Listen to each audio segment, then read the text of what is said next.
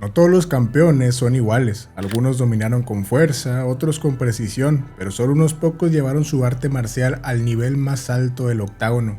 Porque en la UFC no solo se enfrentan peleadores, se enfrentan estilos, jiu-jitsu, boxeo, muay thai, lucha, sambo, karate, kickboxing, entre otros. Cada uno con su forma de atacar, de defender y de imponer respeto. Cada uno con su manera de ganar una pelea. Algunos someten, otros castigan, unos esperan y otros simplemente te destruyen. Y en medio de todos ellos, hubo peleadores que no solo representaron su arte, la perfeccionaron y la adaptaron de forma perfecta a las artes marciales mixtas. Peleadores que se volvieron el ejemplo máximo de lo que una disciplina puede lograr dentro de la jaula. Entonces, la pregunta es simple: ¿quién es el mejor representante de cada arte marcial que ha pasado por la UFC?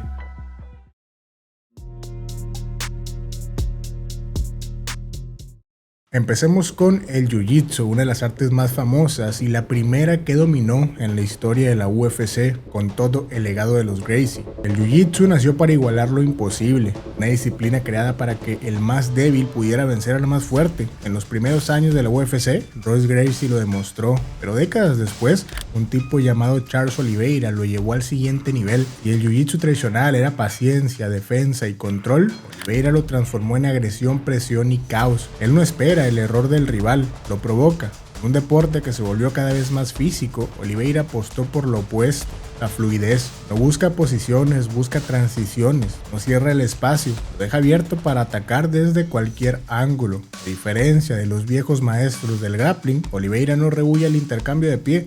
Sabe que el peligro es el anzuelo perfecto, porque cuando golpeas es cuando se activa lo peor, el instinto de cazador. Te arrastra a su ritmo, a su caos, y cuando intentas reaccionar ya estás en su trampa. Su Jiu-Jitsu no es de control como el de otros, es una amenaza constante, y eso lo hace único. Más que una estrategia, es un estilo, no de defender, sino atacar y buscar el sometimiento. Tiene el récord histórico de más finalizaciones dentro de la UFC por esta vía. No lo logró esperando oportunidades, sino creando las suyas. Ámbar, triángulo, mataleón, anaconda, da igual la posición. Y hay 1 milímetro de espacio, Oliveira lo convierte en una puerta al sometimiento.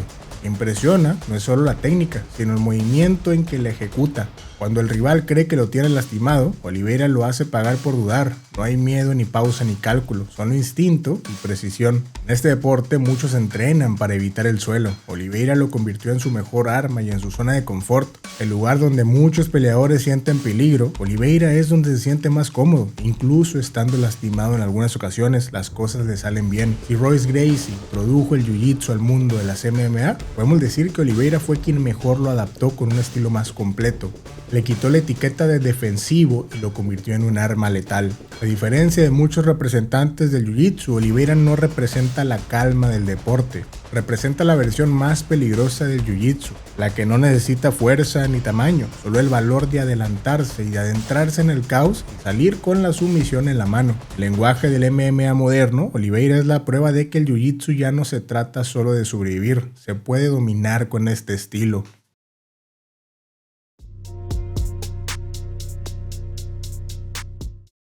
En el boxeo, la efectividad no está precisamente en los golpes, está en el control. Golpear no es difícil, golpear sin exponerte, eso sí lo es. Y dentro de la UFC, pocos entienden eso como Peter Yan. Mientras otros se basan en reflejos o en poder, Yan pelea con algo más peligroso: disciplina técnica. Es un peleador que no improvisa, calcula, lee, destruye con método. No es el boxeador más famoso del octágono, pero sí el más preciso. Cada movimiento suyo parece programado. El paso corto para cortar un ángulo, la guardia alta que absorbe los golpes, lo hace posible incluso con guantes de 4 onzas. La mano adelantada que mide la distancia. Ya no solo boxea, enseña a boxear con guantes pequeños. La mayoría de los peleadores boxean como si aún llevaran guantes de 16 onzas. Largos intercambios, combinaciones amplias, pero Peter Yan no. Sus golpes son cortos, directos, con la intención de causar daño inmediato y volver a cubrirse. Su defensa es compacta, sin espacio para errores, y su ataque, una cadena de presión constante. No es de los que buscan knockout espectacular, busca quebrarte mentalmente. Cada jab, cada gancho al cuerpo, cada recto al rostro tiene un propósito: acortar tu respiración, acabar con tu ritmo y hacerte dudar de ti mismo. La lectura del rival es quirúrgica, analiza cada reacción, cada movimiento de hombros, cada cambio de postura, cada encuentro es un patrón. Cuando lo encuentra, no lo perdona, lo repite y te va castigando.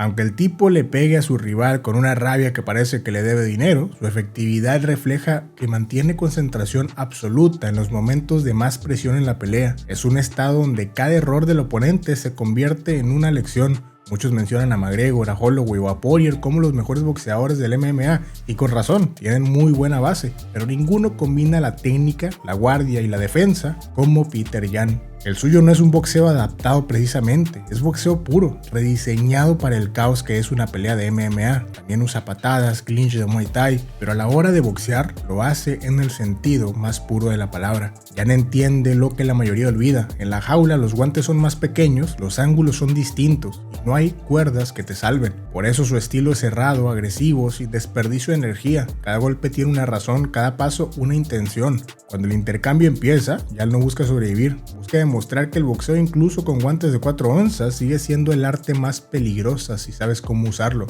Petr Yan no es solo un striker técnico, es un recordatorio de que la calma dentro del caos es la verdadera definición de un boxeador.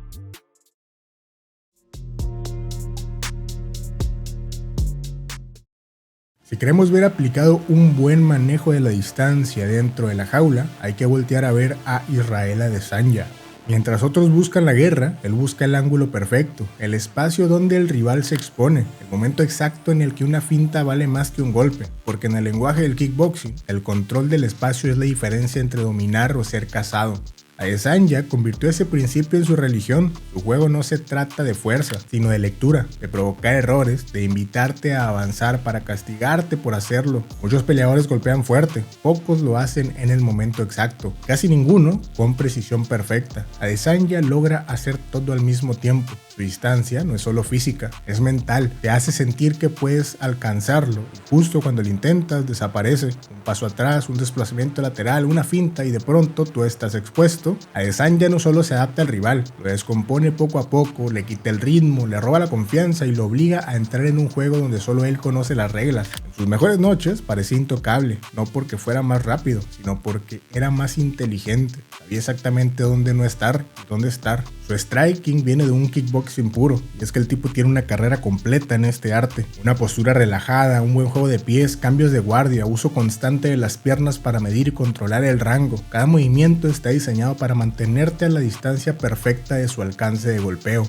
Pero lo que realmente lo separa del resto no son nada más sus patadas, sino su forma de pelear, su mente, su capacidad para leer al oponente como si fuera un patrón predecible. Cuando Adesanya te observa, no busca tu punto débil, busca tus patrones, tus costumbres, y cuando las encuentra las convierte en tu sentencia. No es el kickboxing más agresivo, pero sí el más preciso.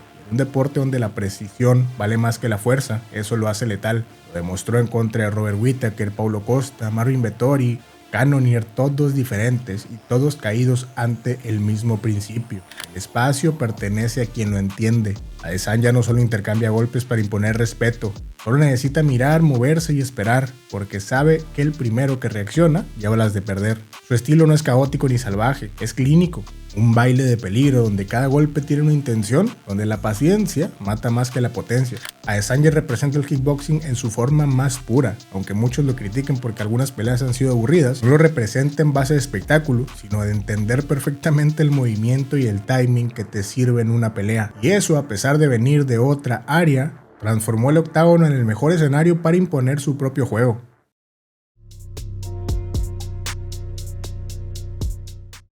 Cuando hablamos de lucha, no se trata de quién golpea más o de quién golpea más fuerte. Se trata de decidir dónde se pelea. Y nadie entendió eso mejor que Daniel Cormier. La lucha americana no es la más elegante dentro del octágono, pero es despiadadamente eficiente si la aplica a alguien que la entiende. Se basa en control, presión y desgaste. Y en la UFC, Cormier fue su encarnación más pura. No tenía la altura, ni el alcance, ni el físico ideal para dominar dos divisiones, pero tenía algo que pocos entendían: el poder de imponer su voluntad a base de lucha. Cormier no necesitaba noquearte para ganar, te ganaba quitándote el espacio, quitándote el aire y quitándote opciones. Su forma de pelear era una constante invasión, pasos cortos, presión frontal, derribos, control de cadera y ground and pound, todo con un ritmo que no te daba respiro.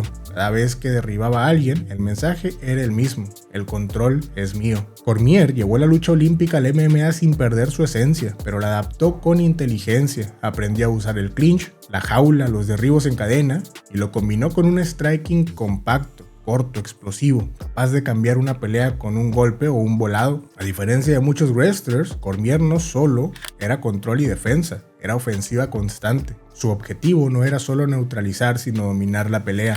Peleadores como Stipe Miocic, Alexander Gustafsson o Rumble Johnson descubrieron algo que no aparece en las estadísticas. Cormier no solo te controla con el cuerpo o con fuerza, sabe reaccionar en cada posición de una pelea. Su presión no se siente solo en el físico, sino también en las decisiones que toma, porque mientras tú intentas escapar, te hace entender que no hay salida. Tiene listo el próximo derribo, el próximo scramble, o cuando menos lo espera, cambia al boxeo sucio. En cada derribo, en cada transición, hay años de competencia, de disciplina y de mentalidad olímpica, una mentalidad que no depende del talento, sino del trabajo duro y constante. Cormier nunca fue el atleta más natural ni el más talentoso, no tenía el físico de un peleador definitivamente, pero exprimió todo lo que tenía al máximo y creo que eso lo define como peleador. Un luchador que convirtió el control en un arma total, el uso del boxeo sucio, los giros de cadera, el equilibrio perfecto para proyectar sin perder estabilidad. Y aunque muchos recordarán sus guerras, su verdadero legado está en lo que enseñó, que la lucha no es aburrida si sabes usarla para castigar. Daniel Cormier no peleaba contra el tiempo ni contra el dolor, a pesar de las críticas a su físico o tamaño para el peso completo. Peleaba contra la idea de que eso no define el dominio y ganó con creces. Fue campeón en 2 divisiones, venció a rivales más jóvenes, más grandes, más rápidos, porque entendió algo que casi nadie entiende. El control es poder, y cuando lo ejerces con la precisión de un wrestler como Daniel Cormier, el éxito está asegurado.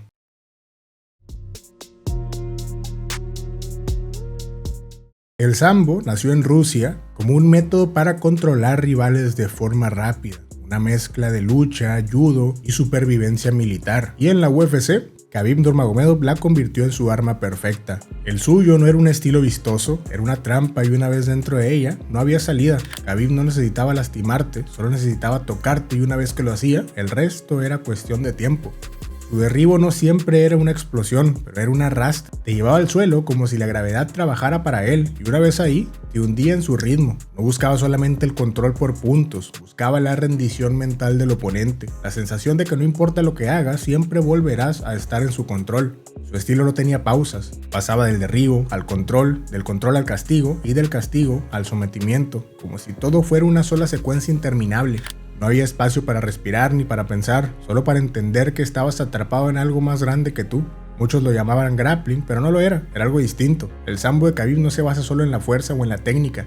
Tiene mucho de presión emocional, te obliga a aceptar tu derrota mucho antes de que la pelea termine. Ejemplo de esto es cuando le hablaba a Michael Johnson pidiéndole que se rindiera, diciéndole en plena pelea que no tenía escapatoria, o cuando le pedía a Conor McGregor en medio de un round que hablara ahora todo lo que decía en las conferencias de prensa. Cada segundo sobre el suelo es una conversación silenciosa, tú tratas de escapar, él te deja creer que puedes y justo cuando encuentras una salida, te la quita una y otra vez. Eso no es instinto, es cálculo, es un tipo de inteligencia que pocos entienden. La del control absoluto, su postura, su peso, su forma de usar las piernas y los brazos, todo está diseñado para cerrar espacios. Mientras otros buscan dominar una posición, Khabib domina todas. Y lo más peligroso es que no se conforma con el control, golpea sin prisa, sin emoción, solo con la intención de acelerar el final. Ese estilo lo llevó al récord perfecto. Nunca fue derribado, nunca fue lastimado seriamente, jamás sangró en una pelea.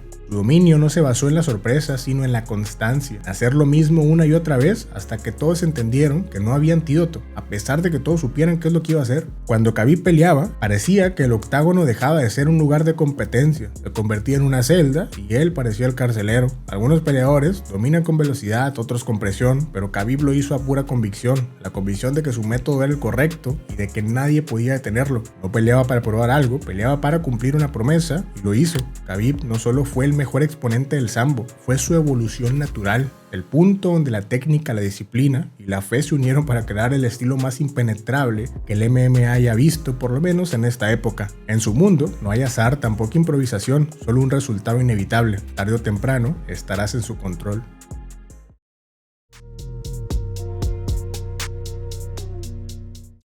Durante años el karate fue visto como un arte marcial demasiado rígida para las artes marciales mixtas, demasiado tradicional, demasiado limpio, hasta que llegó Lyoto Machida. Machida no se adaptó precisamente al octágono, hizo que el octágono se adaptara a él, su postura, su distancia, su control del timing y el tiempo en el octágono. Todo lo que los demás llamaban pasividad era estrategia. Mientras los strikers avanzaban buscando presión, Machida esperaba, y cuando buscabas conectarlo era demasiado tarde. El golpe no se veía venir, solo se escuchaba, un impacto seco, preciso y limpio. El tipo de golpe que no necesita potencia porque el timing es perfecto. Machida representó el karate Shotokan en su forma más pura dentro del octágono. Guardia baja, cadera relajada, movimientos lineales y explosivos. Su objetivo nunca fue ganar por acumulación, sino por precisión. Cada pelea suya era un ejercicio de paciencia, de engañar al rival con quietud y castigar con velocidad. En una era donde la mayoría quería intercambiar, Machida te obligaba a esperar, a dudar, a entrar en su ritmo, y en ese instante, cuando creías que era tu turno, te apagaba la luz. Su timing era casi antinatural, no golpeaba precisamente rápido, golpeaba en el momento preciso, ese instante imperceptible entre tu decisión y tu acción. Fue campeón en una época dominada por luchadores y strikers agresivos. Lo hizo sin traicionar su estilo, sin dejar de ser quien era. Eso es lo que separa a los peleadores buenos de los verdaderos artistas marciales. Machida no buscaba destruir al rival, buscaba dominar el espacio entre tú y él, y lo hacía con una calma que confundía. Parecía no estar haciendo nada hasta que ya estabas en el suelo. Uno de sus golpes más famosos contra Rashad Evans resume todo su arte. Paso atrás, un contragolpe limpio y el silencio posterior.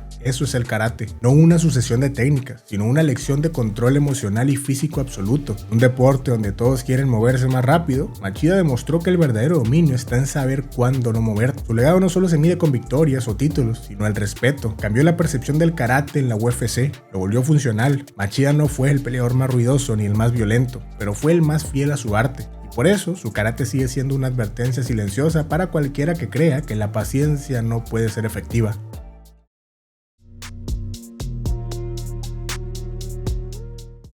Hay peleadores que golpean con explosividad, que tienen una pegada brutal y nos regalan highlights impresionantes a base de su fuerza, de su poder, pero pocos pueden hacer del golpear un arte real. Anderson Silva fue el tipo que lograba eso. Un artista marcial que usó el Muay Thai como un lenguaje no para expresarse, sino para humillar la ignorancia de quien buscaba atacarlo de forma desmedida. Muay Thai es conocido como el arte de las 8 extremidades, puños, codos, rodillas y espinillas, pero en Silva, esas 8 extremidades se convirtieron en una sinfonía. Cada golpe tenía ritmo, cada movimiento parecía estar conectado. No peleaba con prisa, peleaba con intención. Esperar el error, lo predecía y lo convertía en un momento que el rival jamás olvidaría. A lo mejor no tenía la guardia típica del Muay Thai, pero esa era clave. Lo adaptó de forma perfecta a las MMA, pero su dominio del clinch fue lo primero que dejó claro que esto era distinto. En ese abrazo corto donde la mayoría busca separarse, Silva encontraba los espacios para hacerte daño. Rodillas al cuerpo, al rostro, un castigo tan preciso que parecía estar preparado. Pero detrás de esa calma había una brutalidad silenciosa. Cuando Anderson Silva veía miedo en los ojos de su rival, lo transformaba en un arte escénico. Bajaba las manos, esquivaba con la cabeza, sonreía y hablaba, como si la pelea fuera una broma para él. Pero en cuanto encontraba el momento, golpeaba. Una sola vez, con la precisión de quien sabe exactamente dónde va a terminar la pelea. Su nocaut en contra de Rich Franklin definió el Muay Thai en las MMA. Control absoluto del clinch, espacio cerrado y una destrucción que pocos habían visto. Pero su nocaut ante Forrest Griffin nos mostró lo que un verdadero artista marcial en control completo del octágono puede hacer. Ese fue el momento en que la violencia se volvió estética. Silva no ganaba por suerte, aunque a veces lo pareciera. Ganaba por perfección. Su distancia, su ritmo, su lectura del rival eran de otro nivel. Entendía la pelea como un músico que domina su instrumento. Cada segundo era una oportunidad para crear algo inolvidable. Muay Thai siempre fue agresión y castigo, pero Anderson Silva le agregó algo que nadie había visto antes: paciencia y control. No por miedo, sino por efectividad. Sabía que la perfección no se alcanza golpeando más, sino golpeando justo cuando debes hacerlo. Silva mostró lo que sucede cuando la técnica se combina con la violencia. Cada victoria suya fue una obra, cada derrota una lección, pero en cada movimiento dejaba la firma de su estilo. No hay forma de hablar de Muay Thai adaptado a las MMA sin mencionar su nombre, no porque fuera el único que lo dominó, sino porque fue el primero que lo trascendió a ese nivel. Anderson Silva no fue un striker más, marcó un antes y después en cómo adaptar las disciplinas de pie a las MMA, inteligencia y con paciencia. Quiero hacer un apartado especial para esos pocos peleadores que lograron dominar las MMA como un solo arte. Hacían parecer tan fluido todo que parecía que dominaban cualquier estilo de pelea. Porque hubo un tiempo en el que las peleas eran un choque de estilos claro, jiu-jitsu contra boxeo, karate contra lucha, sambo contra muay thai, cada arte con su orgullo, cada peleador defendiendo su escuela. Pero todo eso terminó y empezó a evolucionar cuando apareció Jon Jones. Él no representaba un arte marcial, representaba la evolución del deporte, la mezcla perfecta, el híbrido definitivo. Jon Jones no se mueve como un striker, no piensa como un grappler y tampoco reacciona como un wrestler. Es algo distinto, un peleador que entiende la distancia, el control y la presión con la naturalidad que parece innata. En su estilo hay boxeo, hay lucha, hay jiu-jitsu, hay muay thai, pero sobre todo hay un entendimiento perfecto del deporte. No golpea por reflejo, golpea por lectura, no derriba por instinto, sino por estrategia. Cada movimiento suyo tiene un propósito y si no lo ves es porque ya estás perdiendo la pelea. Jon Jones no inventó las artes marciales mixtas, pero fue uno de los primeros que las hizo parecer un solo lenguaje. Su alcance, su creatividad, su capacidad para adaptarse a cualquier tipo de rival hicieron que el concepto de arte base dejara de tener sentido. Contra luchadores, contra boxeadores o strikers puros, siempre jugaba su propio juego. Y lo que hace tan peligroso a Jones no solamente es su talento físico, sino su inteligencia y la capacidad de adaptación. Sabe cuándo ser paciente, cuándo ser cruel, cuándo atacar y cuándo hacerte creer que estás a salvo. Y en ese segundo todo cambia. No hay una fórmula que lo defina. A veces es presión, a veces precisión, a veces brutalidad o control, pero siempre tiene efectividad. El híbrido perfecto no busca demostrar dominio en un área, busca eliminar la posibilidad del error. Y eso lo hace Jon Jones de forma perfecta. Tomar el riesgo y reducirlo a casi cero.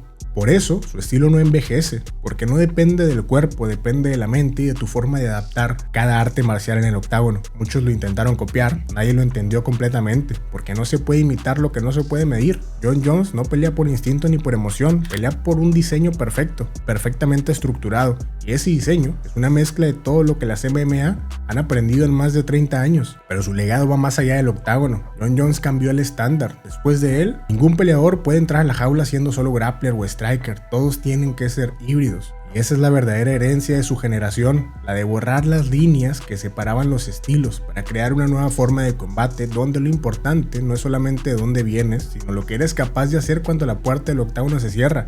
Jon Jones es la síntesis, el peleador completo, el híbrido total, el producto final de todas las eras anteriores. Y mientras los demás siguen perfeccionando en arte marcial, Jon Jones perfeccionó el arte de pelear.